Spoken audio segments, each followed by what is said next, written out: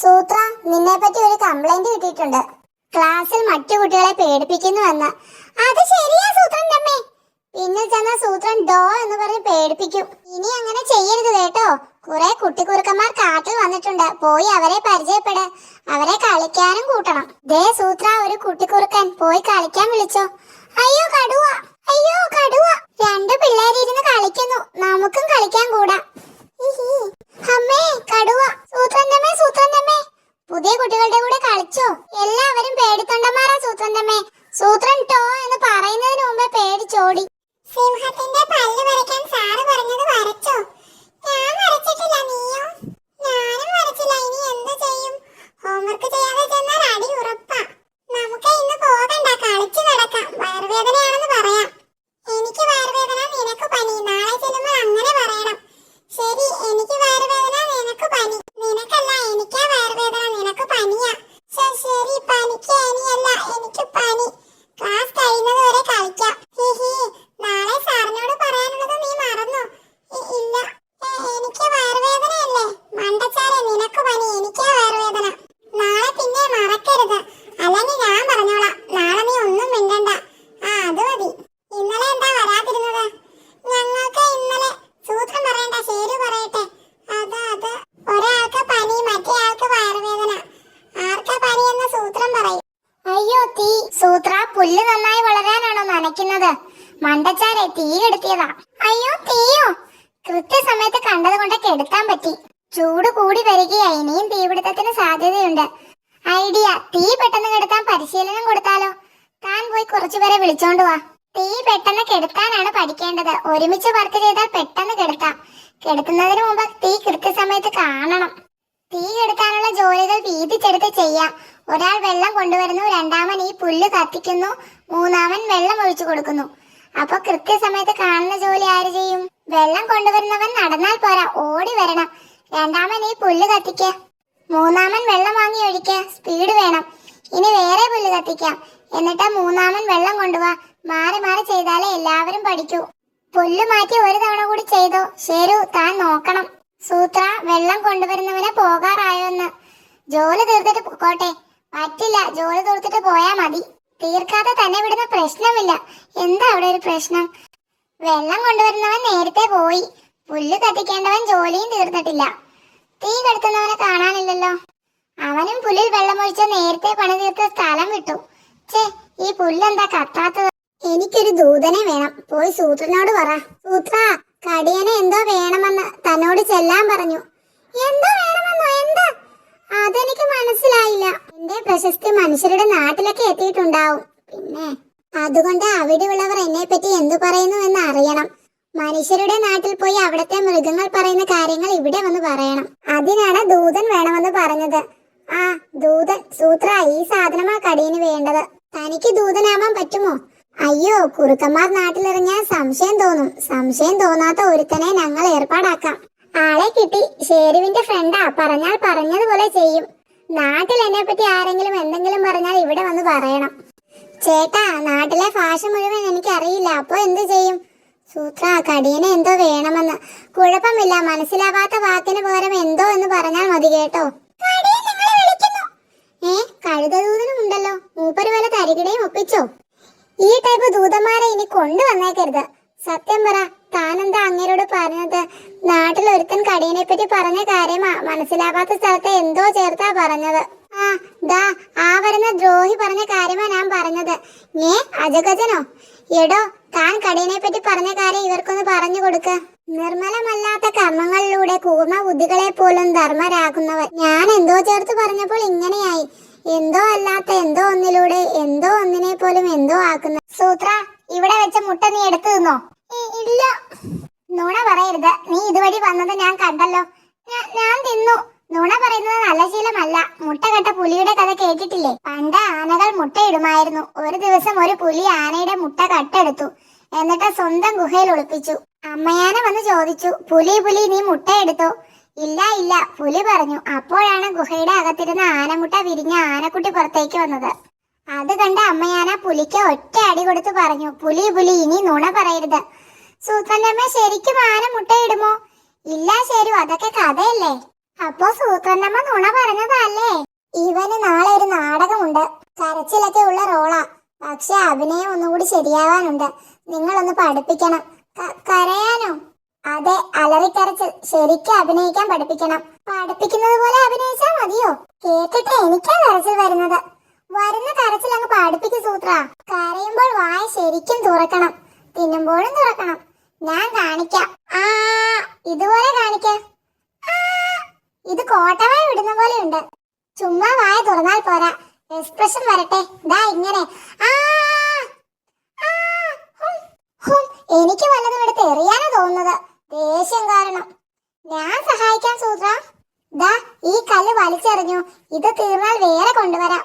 മണ്ണാങ്കട്ട കൊണ്ടുപോടോ. പുലിവാലായി. എടോ, താനിവനെ കടിയന്റെ അടുത്തുകൊണ്ടാക്ക. ഞാൻ വന്നാൽ പ്രശ്നമാ.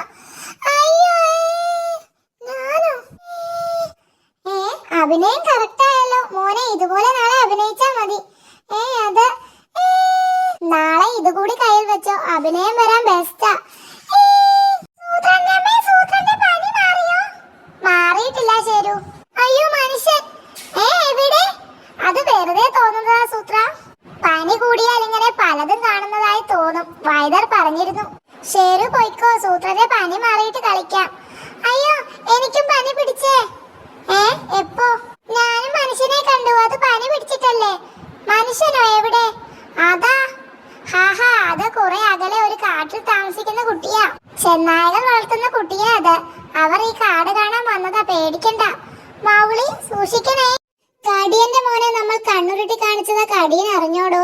ഇടി ഉറപ്പായി. ഇന്നെന്റെ പിറന്നാളാ. പിറന്നാളായിട്ടും കടിയന്റെ ഇടി കൊള്ളണമല്ലോ. ഷോ, ഇന്ന് കടിയൻ വിളിക്കില്ല സൂത്ര, എനിക്ക് ഉറപ്പാ. സൂത്രനെ കടിയൻ വിളിക്കുന്നു. തന്റെ ഒരു ഉറപ്പ്. ഷോ, നല്ലൊരു പിറന്നാളായിട്ട്. അതാ തന്റെ അമ്മാവൻ വരുന്നു. കടിയന്റെ ഇടി കൊള്ളാതിരിക്കാൻ ഒരു വഴി വേണം. അമ്മാവനോട് ചോദിക്കാം. അമ്മാവ, ഇന്ന് സൂത്രന്റെ പിറന്നാളാ. എന്നിട്ട് എന്താടാ നീ എന്നെ നേരത്തെ ക്ഷണിക്കാതിരുന്നത്?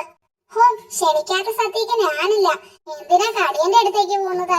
അടി ഇവിടെ തന്നെ കിട്ടി. വേറൊരു സൂത്രമുണ്ട്, കണ്ടോ? പടച്ചട്ടയാ, ഒരു മരത്തിന്റെ തൊലി പൊളിച്ചെടുത്തതാ. ഇനി ഇടി കൊണ്ടാലും വേദനിക്കില്ല. തനിക്ക് വേദനിക്കില്ല, പക്ഷെ ആ മരത്തിന് വേദനിക്കും. അതെ, ഞാൻ നട്ടുവളർത്തിയ മരമാ. ഇനി എന്നെ സഹായിക്കാൻ ഒരേ ഒരാൾക്കേ കഴിയൂ, കാട്ടുമുത്തപ്പന്.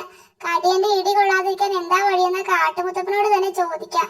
ഞാൻ കാട്ടുമുത്തപ്പനെ തപസ് ചെയ്യാൻ പോവുകയാ. താൻ വേണമെങ്കിൽ ഒന്ന് നടന്നു വന്നോ. തപസ് ഒരു 10 മിനിറ്റ് പിടിക്കും.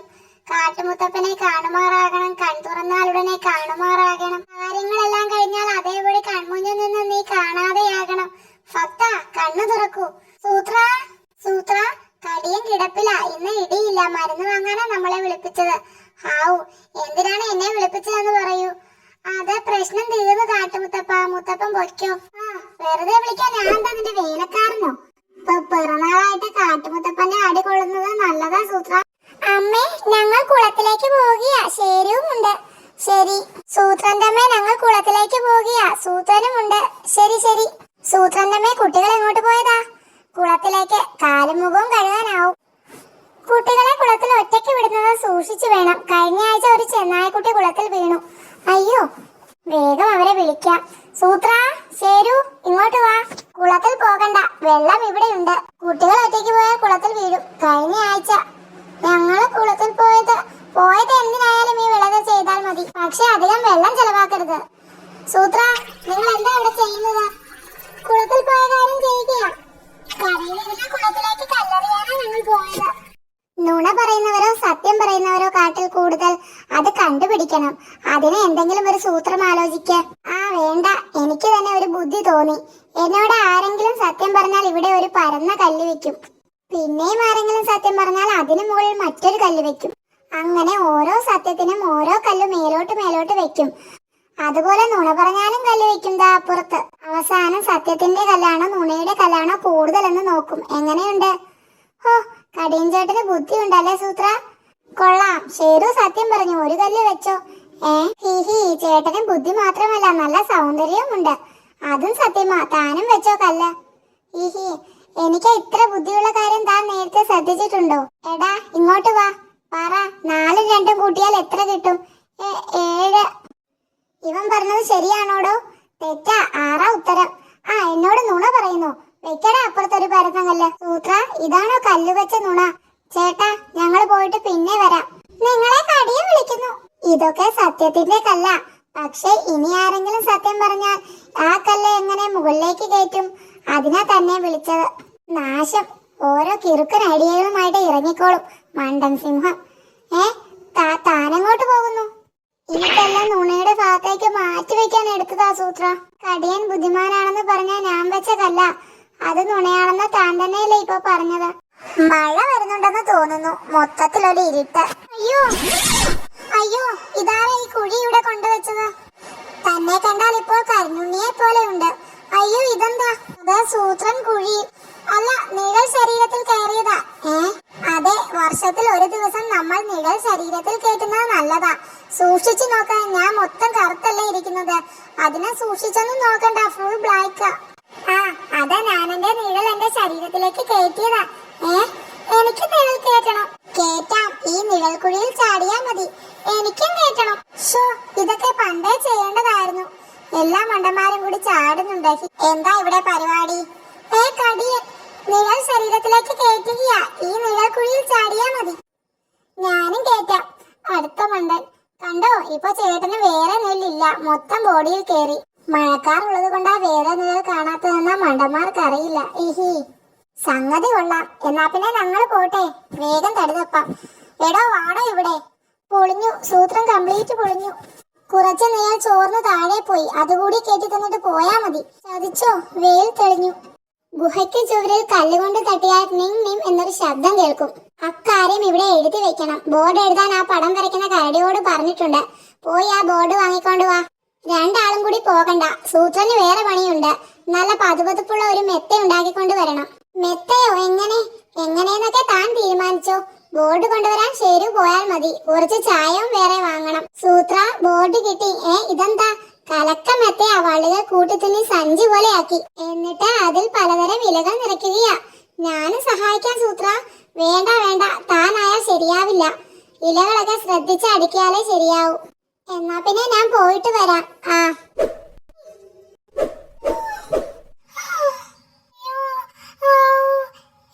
സൂത്രന്റെ കരച്ചിലാണല്ലോ അത്. എന്തു പറ്റി സൂത്ര? ആരൊക്കെയോ വന്ന് ഇടിച്ചടോ? എന്താ കാര്യമെന്ന് മനസ്സിലായില്ല. ആദ്യത്തെ ഇടിക്കുന്നതിനെ മുതുകൊടിഞ്ഞു. പിന്നെ പുറത്തിറങ്ങാൻ പറ്റിയില്ല. എനിക്ക് പിടികൊണ്ട് സൂത്ര. കടിയന്റെ ഇടി. ഞാൻ ഈ ബോർഡ് ഇവിടെ വെച്ച് മറന്നതിനാ. എനിക്ക് ഇടികൊണ്ടതിന്റെ കാര്യം ഇപ്പൊ മനസ്സിലായി. ഇവിടെ ഇടിച്ചാൽ ശബ്ദം കേൾക്കും. ഈ മരുന്നക്കായ കഴിക്ക. അസുഖം മാറണ്ടേ? എനിക്ക് വേണ്ട. കയ്പ. വലിയ കയ്പൊന്നുമില്ല. കഴിച്ചോ. അല്ല, കയ്പ. പെട്ടെന്ന് കഴിച്ചാൽ കയ്പ് തോന്നില്ല. ഞാൻ ഒരു കഷ്ണം കടിച്ചു നോക്കി. ഞാൻ പറഞ്ഞതല്ലേ പെട്ടെന്ന് കഴിക്കാൻ. എന്നാൽ ഇനി പഴത്തിൽ ഒളിപ്പിച്ചു വെച്ച് കഴിക്കാം. കയ്പറിയില്ല. വേണ്ട, ഈ പഴത്തിന് മധുരമില്ല. ഉണ്ടെന്നേ, മധുരമുണ്ട്. ഇല്ല ഉണ്ടെന്ന് പറഞ്ഞില്ലേ? ഇല്ല, അമ്മ നുണ പറയുകയാ. അല്ലെന്നേ, അതിന് മധുരമുണ്ട്. ഇല്ല മധുരമുണ്ട് സൂത്ര. ഞാൻ തിന്നു നോക്കി, മധുരമുണ്ട്. അത് തിന്നോ? ആകെ ഉണ്ടായിരുന്ന പഴമ. പാലം പൊളിഞ്ഞല്ലോ. എടോ, ഒരു ഐഡിയ. നമുക്കിവിടെ ഒരു പുതിയ പാലം പണിതാലോ? കൂലി കൊടുത്ത പാലം പണിയിക്കാം. എന്നിട്ട് ടോൾ പിരിക്കാം. ടോളോ എന്ന് വെച്ചാൽ ഇതുവഴി പോകുന്നവർ ഓരോ മുട്ട നമുക്ക് തരണം. അയ്യടാ, വലിയ മൃഗങ്ങൾ ഒന്നല്ല, 2 മുട്ട തരണം. പാലത്തിന് മീതെ പറക്കുന്ന കിളികളും മുട്ടയിടണോ? നമുക്ക് സ്ഥിരമായി തിന്നാൻ കിട്ടുന്ന പരിപാടിയാ. ആദ്യം പാലം പണിക്ക് ആളെ കിട്ടണം. വള്ളിയും തടിക്കഷ്ണങ്ങളും തൂണുകളും എത്തിക്കാനും ആള് വേണം. താൻ പോയി ഓരോന്നും ഓരോരുത്തരെ ഏൽപ്പിക്ക. വലിയ കൂലി ചോദിക്കുന്നവരെ പണിക്ക് വിളിക്കണ്ട കേട്ടോ. ദിവസവും ഒരു 50 പേർ പാലം വഴി പോകും. അതിൽ 30 ചെറിയ മൃഗങ്ങളാണെങ്കിൽ 30 മുട്ട. 20 വലിയ മൃഗങ്ങൾക്ക് 40 മുട്ട. ഒരു ദിവസം ആകെ 70 മുട്ട. മുട്ടക്കച്ചവടം തുടങ്ങാം. ശരി വന്നല്ലോ. ഈ മണ്ടൻ മിടുക്കനാണല്ലോ. കുറെ പണിക്കാരെ കിട്ടി.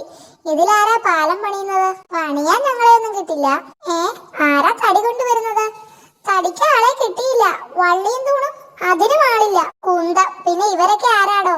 ഇവരൊക്കെ ടോൾ പിരിക്കുന്ന ജോലിക്ക് വന്നവരാ. ശരു. മുട്ട. അമ്മടെ കള്ള, മുട്ട ഒളിപ്പിച്ചു വെക്കുകയാ. ഇനി ഇതാരും കണ്ടുപിടിക്കില്ല. ഇല്ലടോ, ഇല്ല. എടോ ശരു, സൂത്രനോടാണോ കളി? അയ്യോ, പൊട്ടിയില്ല. നല്ല ബലമാണല്ലോ. വെള്ളത്തിലേക്കാ. ഇവിടെയല്ലേ വീണത്? ആരാടാ തോണ്ടിയത്? എന്റെ അമ്മോ. നിന്റെയൊക്കെ ഒടുക്കത്തെ കടിയാടാ ദുഷ്ട. എന്റെ കാട്ടുമുത്തപ്പ അതാ പോണു. ഹി ഹി, ഇനി സൂക്ഷിച്ചു കൊണ്ടുപോണം. എടാ ഭയങ്കര, ഇടടാ മുട്ട താഴെ. ശല്യം. എന്നാ പിടിച്ചോ. ആരാണോ എന്നെ എറിഞ്ഞത്? നീയാണോ? സൂത്ര, ഞാൻ ഒളിപ്പിച്ചു വെച്ച മുട്ട ആരോ കട്ടുകൊണ്ട് പോയി. അവന്റെയൊക്കെ തലയിൽ ഇടുത്തി വീഴട്ടെ. അധികം ആരും വരാത്ത വഴിയാ ഇത്. ശരിയാ, അതുകൊണ്ട് അധികം ആരെയും കാണാത്തത്. ഇതിന്റെ അപ്പുറത്ത് എന്താണാവോ? ഹയ്യടാ, നല്ല ഭംഗിയുള്ള സ്ഥലം. പ്രകൃതി സുന്ദരമായ സ്ഥലം. പുൽമേട്, കുളം, ആമ്പൽപ്പൂവ്. ആമ്പൽപ്പൂവ് വെള്ളത്തിലായത് നന്നായി, അല്ലെങ്കിൽ ആരെങ്കിലും പറിച്ചുകൊണ്ട് പോയേനെ. ഇങ്ങനെ ഒരു സ്ഥലം ഇത്ര അടുത്തുണ്ടായിട്ട് നമ്മൾ ഇതുവരെ കണ്ടിട്ടില്ലല്ലോ. ശരിയാ, ഇത്ര വികൃതി സുന്ദരമല്ല, പ്രകൃതി സുന്ദരം. ഈ പുൽമേട്ടിൽ ഇങ്ങനെ കിടന്നുരുളാൻ എന്ത് രസം. ഹായ്, ഞാനും ഉരുളാം. പുല്ല് നല്ല സോഫ്റ്റ് ആയതുകൊണ്ട് ചാടി കളിക്കാം. ഞാനും ചാടാം. ഹാവു, തളർന്നു. നോ പ്രോബ്ലം, കുളമുണ്ടല്ലോ, വെള്ളം കുടിക്കാം. എടോ, ഒരു ഐഡിയ. പിന്നെയും പുല്ലിൽ ഉരുളാമെന്നല്ലേ? അല്ല, ഇവിടേക്ക് വിനോദസഞ്ചാരത്തിന് എല്ലാവരെയും എത്തിക്കണം. വിനോദ എന്ന് വെച്ചാൽ ടൂറ് തന്നെ. ഈ സ്ഥലം കണ്ടുപിടിച്ചത് നമ്മളാണെന്ന് ഇവിടെ എഴുതി വെക്കാം. അപ്പോ നമുക്കൊരു പേരുമാവും. ശരിയാ, ഈ പേര് ബോറടിച്ചു. സൂത്രൻസ് പുൽമേട്. വരൂ, പുല്ലിൽ ഉരുണ്ട് കളിക്കാം, ചാടി കളിക്കാം. ആദ്യം കടയനെ വിളിച്ചോണ്ട് വരാം, ചുമ്മാ സന്തോഷിക്കാൻ. ഹിഹി. ചേട്ടന്റെ കാൽ പതിയുന്നത് ഈ പുല്ലിന് പോലും ഗമയാ. എന്താണോ ഇത്? 4-5 ആനകൾ വിനോദസഞ്ചാരത്തിന് വന്നതാ. ഉരുണ്ടുകളിയും വെള്ളം കുടിയും കഴിഞ്ഞപ്പോൾ ഇങ്ങനെയായി. എന്റെ അമ്മാവൻ താമസിച്ചിരുന്ന ഗുഹയിൽ പ്രേതം ഉണ്ടായിരുന്നു. അമ്മാവൻ പറഞ്ഞിട്ടുണ്ട്. അയ്യോ, ഗുഹയിൽ പ്രേതമുണ്ടെന്ന് എങ്ങനെ അറിയും സൂത്ര? പല പല വഴികളുണ്ട്. ഇരിക്കെ, ഞാൻ വിശദമായി പറഞ്ഞു തരാം. കഥ പറയാൻ പോവുകയാണോ ചേട്ടാ? കഥയല്ല, കാര്യമാ. താനും കേട്ടോ. ഗുഹയിൽ തന്റെ കൂടെ മറ്റാരോ ഉണ്ട് എന്ന് തോന്നാറുണ്ടോ? ഇല്ല. പിന്നെ ഗുഹയ്ക്കകത്ത് നിന്ന് ചില ശബ്ദങ്ങളൊക്കെ കേൾക്കാറുണ്ടോ? അതുമില്ല. എന്നാ പിന്നെ തന്റെ ഗുഹയിൽ ഒരു കുഴപ്പവുമില്ല. പക്ഷെ ചേട്ടാ, എന്റെ ഗുഹയിൽ ഇത് രണ്ടുമുണ്ട്. എന്റെ കൂടെ ഗുഹയിൽ ആളുണ്ടെന്ന് എനിക്ക് തോന്നാറുണ്ടോ? ഒച്ചയും കേൾക്കാം. അത് കുഴപ്പമാണോ? അത് കുഴപ്പമാണ്, വലിയ കുഴപ്പമാണ്. അയ്യോ, അപ്പൊ ഞാനെന്ത് ചെയ്യും? എന്ത് ചെയ്യണമെന്ന് വേറെ ഒരാളോട് ചോദിക്കാം. പറ്റിയ ഒരാളുണ്ടാവാ. സത്യത്തിൽ എന്താ എന്റെ ഗുഹയ്ക്ക് കുഴപ്പം? അത് താൻ അറിയണ്ട. കേട്ടാൽ പേടിക്കും. ഇതാണ് പ്രശ്നം. ആ പയ്യൻ ഒരു പാവമാ, സഹായിക്കണം. ഗുഹയിലെ പ്രേതത്തെ ഒഴിവാക്കാൻ പറ്റിയ വഴി ഒന്നേ ഉള്ളൂ, ഗുഹ പൊളിക്കുക. അയ്യോ, ഗുഹ പൊളിക്കാതെ ഒരു വഴിയുമില്ല അല്ലേ? ഇല്ലെന്നാ മന്ത്രവാദി പറയുന്നത്. മന്ത്രം ചൊല്ലി വേണം ഗുഹ പൊളിക്കാൻ. ഞാനിരുന്ന് മന്ത്രം ചൊല്ലാം, നിങ്ങൾ പൊളിച്ചോ. എന്താണോ ഇത്? എന്തിനാ ഗുഹ പൊളിക്കുന്നത്? ഇതാരാ? എന്റെ അമ്മാവനാ മിനിഞ്ഞാന്നാ വന്നത്. അമ്മാവനും പിള്ളേരും വന്നതുകൊണ്ട് ഗുഹയിൽ ആളുണ്ടെന്ന് എനിക്ക് തോന്നി തുടങ്ങിയത്. പിള്ളേരുള്ളത് കൊണ്ട് ഗുഹയിൽ ഒച്ചയും കേട്ടു തുടങ്ങി. പക്ഷെ അത് ഇത്ര വലിയ പ്രശ്നമാണെന്ന് സൂത്രൻ ചേട്ടൻ പറഞ്ഞപ്പോഴാണ് എനിക്ക് മനസ്സിലായത്. കല്യാണം. മന്ദാരവനത്തിലെ തങ്കരാജ സിംഹം ഉഗ്രപ്രതാപശാലിയായിരുന്നു. എടോ നീലക്കുറുക്ക, ഈ കാട്ടിൽ ഞാനൊരു വലിയ സംഭവമാണല്ലേ? സംശയമുണ്ടോ? അങ്ങയുടെ ശബ്ദം കേട്ടാൽ പിന്നെ കാട്ടിലെ ഓരോ ജീവിയും പുറത്തിറങ്ങാറില്ല. എന്തിനേറെ പറയുന്നു, പക്ഷികൾ പോലും ഈ കാടിന് മേലെ പറക്കാൻ ഭയപ്പെടുന്നു. അങ്ങ് ഒരു വലിയ സംഭവം തന്നെ. അങ്ങനെ ഇരിക്കെ തങ്കരാജ സിംഹത്തിന് ഒരു കല്യാണ ആലോചന വന്നു. രക്തവനത്തിലെ കടാര സിംഹത്തിന്റെ ഒറ്റ മകളാ പങ്കി സിംഗിണി. വലിയ തറവാട്ടുകാരാ. ഞാൻ അങ്ങയെ കുറിച്ച് പുകഴ്ത്തി പറഞ്ഞത് കൊണ്ടാ കടാരകടി സമ്മതിച്ചത്. ആളിന് മൂക്കത്താ ചുണ്ടി. ഞാനെന്താ മോശമാണോ? തങ്കരാജ സിംഹം എന്ന് പറഞ്ഞാൽ ഈ കാട് ഇളകും. കല്യാണം കെങ്കേമമാക്കണം, അല്ലെങ്കിൽ ഗടാഗടിന്റെ മട്ടു മാറും. നീ നോക്കിക്കോ, ഇതുപോലൊരു കല്യാണം ലോകത്തിലെ ഒരു കാട്ടിലും നടന്നിട്ടുണ്ടാവില്ല. വിവാഹത്തിന് സകല മൃഗങ്ങളോടും സമ്മാനങ്ങളുമായി വരാൻ വിളിച്ചു പറയടോ. രാജമാന്യ രാജതന്ത്രി തങ്കരാജാവിന്റെ കല്യാണം. എല്ലാവരും നല്ല സമ്മാനങ്ങളുമായി എത്തണം. കാടടിച്ച് സദ്യയുണ്ട്, പായസം 4 തരം. ഡും ഡും ഡും. കാട്ടിലെങ്ങും അത് ചർച്ചയായി. ആ തങ്കരാജന്റെ കല്യാണമാണെന്ന്. നിങ്ങൾ ഇന്ന് കയറുക, അയാളുടെ മുന്നിൽ ചെന്ന് പെടാതെ നോക്കണം. ഇനി കുറച്ച് ദിവസത്തേക്ക് അങ്ങോട്ട് വരാതിരിക്കുന്നത് നല്ലത്. അഹങ്കാരിയുടെ കല്യാണം. ആ മൂലയിലിരിക്കുന്ന തേനെടുത്ത് കുടിച്ചു തീർക്കാം, അല്ലെങ്കിൽ അത് കല്യാണത്തിന് കൊടുക്കേണ്ടി വരും. അത് ശരിയാ. അങ്ങനെ കല്യാണ ദിവസമായി. വധുവിന്റെ കൂട്ടർ വരാറായി. നമ്മുടെ കാട്ടിലെ മൃഗങ്ങളൊക്കെ എവിടെ? ആരെയും കാണുന്നില്ലല്ലോ. അല്പനേരം കഴിഞ്ഞ് അതാ ഗദാഗടിയൻ സിംഹം വരുന്നു. ഒറ്റയ്ക്കാണല്ലോ. ഞങ്ങളെ സ്വീകരിക്കാൻ ഒരൊറ്റ മൃഗത്തിനെയും കാണുന്നില്ലല്ലോ. ഞങ്ങൾ വധുവിന്റെ ബന്ധുക്കളൊക്കെ അതിർത്തിയിൽ കാത്തു നിൽക്കുകയാണ്. ആരെയും കാണുന്നില്ല. സമ്മാനങ്ങളുമായി നേരത്തെ എത്തണമെന്ന് എല്ലാവരോടും പറഞ്ഞതാ. എടോ മണ്ടന്മാരെ, ഭയവും ഭീഷണിയും ഉള്ളിടത്ത് സ്നേഹം ഉണ്ടാവില്ല. നിങ്ങളോട് ഈ കാട്ടിലുള്ള ഒരു ജീവിക്കും സ്നേഹമില്ല എന്ന് മനസ്സിലായി. അതുകൊണ്ട് താനുമായുള്ള കല്യാണം വേണ്ട എന്നാണ് എന്റെ മകൾ പങ്കി പറഞ്ഞത്. അങ്ങനെ അഹങ്കാരിയായ തങ്കരാജ സിംഹം ഒരു പാഠം പഠിച്ചു. സ്റ്റോറി ഇഷ്ടമായെങ്കിൽ ഈ ചാനൽ സബ്സ്ക്രൈബ് ചെയ്യണേ, ലൈക്കും ഷെയറും ഒക്കെ ചെയ്യണേ. Bye bye.